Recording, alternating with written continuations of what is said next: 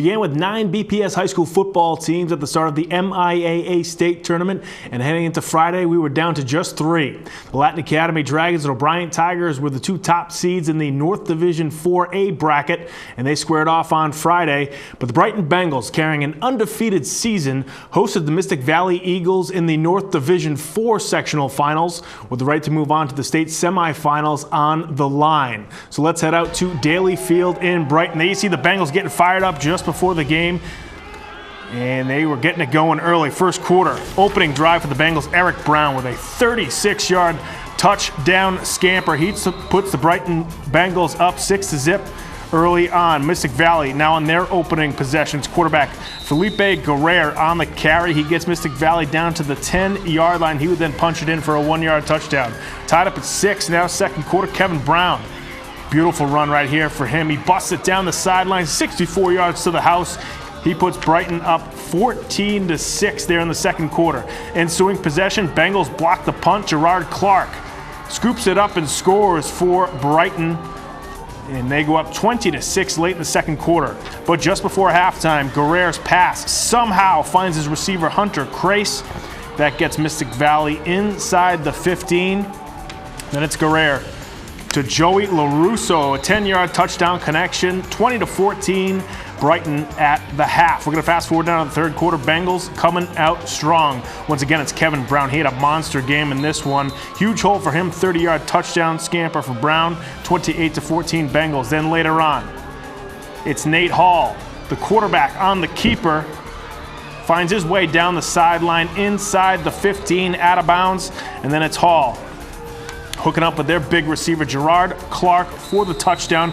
Bengals go on to win 52-28. Brighton wins the Division 4 North bracket. They're heading to the state semifinals. North Division 4A bracket, it's Latin Academy hosting the O'Brien Tigers. These two were former rivals in the Boston South. We're going to pick it up in the first quarter. That's Emmanuel Exelholm hauling in a deep touchdown pass from Kobe Smith, 63 yards. Tigers up 6-0. Then it's Latin Academy driving down the field. That's Tian hooking up with Marvin Luke over the middle. Make that Jules Cora with the catch for Latin Academy. Good for 10 yards in. The Dragons from the 10-yard line as Tian finds his receiver, Devin Harris James, 7-yard touchdown pass. We're tied up at 6. Then in the ensuing kickoff, Kobe Smith on the return for O'Brien, but he coughs up the football. Latin Academy recovers right around midfield. Then after the Dragons take over, this drive spills into the second quarter. They hand it off they get the pass over the middle to Marvin Luke. He makes his way inside the 20-yard line, and that sets up Latin Academy in the red zone. John Tian off the scramble finds Harris James again for another touchdown connection, this time good for 9 yards. Latin Academy up at the half, 14-6, third quarter. Tian again with the touchdown pass. This time it's deep to Pat Fitzgerald, and that puts Latin Academy up 22-6. Dragons would go on to beat O'Brien in this one. They move on to the North Division 4 state semifinals. So there you have it. Brighton taking on Mashpee in the state semifinals on Saturday at 12 p.m. over at Colley Stadium in Lowell. Meanwhile, Latin Academy will be taking on Millis Hopedale at Brockton High School this Friday at 6 p.m. in the state semifinals on the Division 4A side. Since the new high school football playoff format was implemented back in 2013, no BPS high school football team had made it to the state semifinals, and now the city has 2 teams getting that far. That's really good stuff. Now, obviously, this has been a special season for the Brighton Bengals, who are undefeated and looking to make history this postseason. But no matter what happens to Brighton in the playoffs over the next couple of weeks, Bengals players, coaches, and fans will remember 2016 as one for the books for another reason. Let's go 5 RB counter, double team right there, up to that backer. Brighton Bengals head football coach Randolph Abraham is a stickler for details. His play calling is complex. Trips right open, zip. 99 jet. And his instructions are precise. I want you guys to blow this kid up because we need to get movement. We get this movement, then look at the size of the hole, then climb up to the backer. But before the 2016 season, Abraham's coaching style wasn't the only complicated aspect of the Brighton Bengals football program. Nice job. Since the 1980s, the Bengals have been a football gridiron orphan. after their former practice field next to the Charles River in Brighton fell into disrepair. The Bengals then bounced around to different practice facilities until 1998, when they settled on Cassidy Field in Cleveland Circle, a less than ideal location for football drills and scrimmages. That field is just, oh my God, it's just it's unbearable. You know, holes, you know, we have geese feces all over the place. There's like a lot of rocks, holes, there's like hills, it's uneven. The lines were never straight. It's just dealing with the elements. It was just not an ideal situation. To make matters worse, private spaces for the Bengals to change into their pads were few and far between. And when I played, we changed outside. Whether it was rain, snow, doesn't matter, we had to change outside, you know, in the middle of, you know, the field. Home games were also an adventure for the Bengals.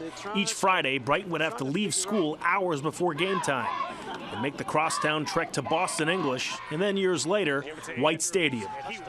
Well, we're very thankful to all the city, you know, teams and White Stadium for allowing us to play. And we would have to leave kind of like right after school and try to beat the traffic, wait a few hours before the game, hope to get a locker room because they're doing double headers.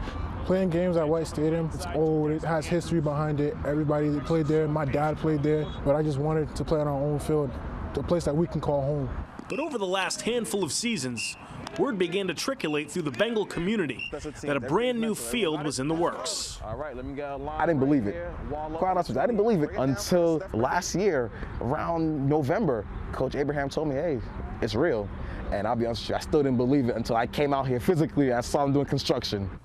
The Brighton community teamed up with Simmons College, who began leasing the Daly Field Athletic Complex, the former home of the Brighton Bengals. Simmons then financed a $13.5 million refurbishing of the Daly Field Athletic Complex that they would then share with Brighton High School after the completion of the renovation.